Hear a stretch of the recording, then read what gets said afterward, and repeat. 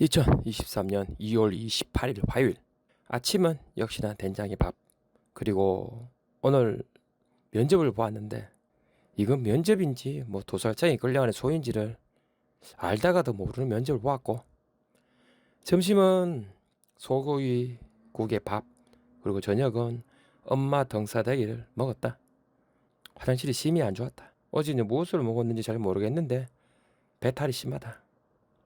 날씨는 아침에 조금 쌀쌀하고 점심은 17도 정도 되었다. 완전 봄날이다.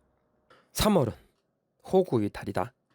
그때 당시, 그러니까 초등학교를 국민학교라고 말하던 그 시절 3월 달에 항상 등장하는 분이 바로 유관순 열사였다.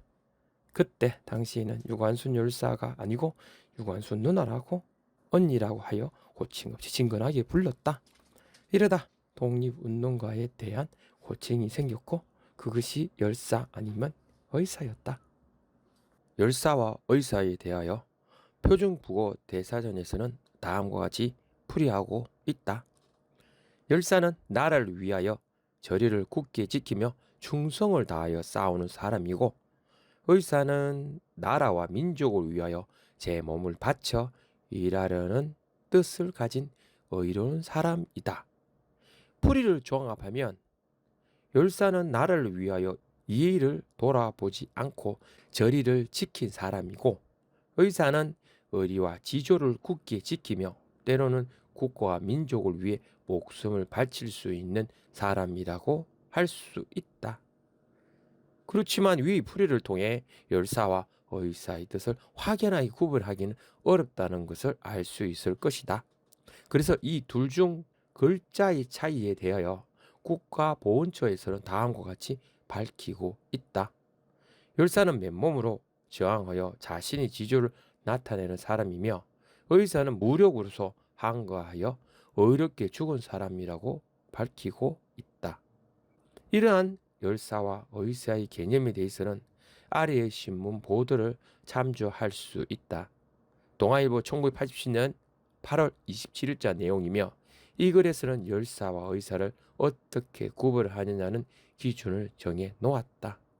그 기준은 10여 년 전 원어처의 독립운동사 편찬위원회에서 독립운동사 편찬을 앞두고 항일 선열들의 공적을 조사할 때 대충 정해졌는데, 직접 행동을 안 했어도 죽음으로 정신적인 저항의 위대성을 보인 분들을 열사라고 하고, 주로 무력으로 행동을 통하여 큰 공적을 세운 분들을 의사라고 하기로 했다고 한다. 아래는 나무 위키를 통해 독립운동가 몇 분의 이야기를 해보도록 하겠다.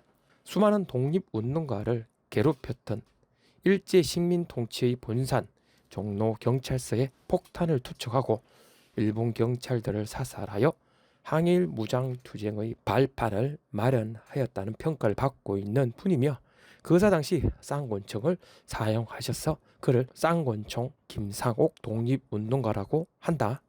그를 쫓던 일본 경찰들은 눈에 난 그의 발자국이 5m, 10m의 간격으로 있어서 축지법을 쓴 것이 아니냐고 생각할 정도였다. 1923년 1월 20일 새벽 일제는 군경 1,000명을 동원해 4겹으로 에워쌌으며 3시간이나 계속된 일대천 시가전에 일본 경찰은 16명이나 쓰러뜨렸지만 결국은 고립되었고, 그는 마지막 남은 한 발로 스스로 목숨을 끊으셔서 잡히지 않고 일제에 굴복당하는 모습을 보여주지 않겠다는 결심을 지키셨다. 종로 경찰서 자리 표지석에는 출생 연도가 잘못 표기되어 있고, 동상에는 의사나 열사나 호칭마저 오락가락한다. 그가 나고 자라고 마지막을 맞았던 효제동 옛집에는 변변한 이정표 하나 없다. 김상옥 의사에 대한 영화라기보다는 잠시 몇 장면이 영화에서 나온 적이 있었다. 바로 공유 출연작인 밀정에서 박희순이 경성에서 활동하는 어일단을 리더 김장옥 역으로 특별 출연했다. 그 김장옥은 실제로 어일단으로 활약한 김상옥 열사의 모티브의 한 캐릭터였다. 그래서 쌍권총 김사곡 독립운동가는 열사보다는 의사에 가깝다. 1919년 3월 당시 천안군 목천면에서는 이종성 등의 주동으로 3.1 만세운동에 호응하는 만세 시위운동을 계획하고 이어 4월 1일 âm 역으로 3월 1일입니다. 아온의 장날을 기해 만세 시위를 전개하여 인근 지역을 돌아다니며 주민들을 상대로 시위운동 참여를 설득하고 4월 1일 수천 명의 군중이 모인 가운데 조인원의 선도로 시위가 시작되자 유관순은 시위대 선두에서 독립만세 시위를 벌였다.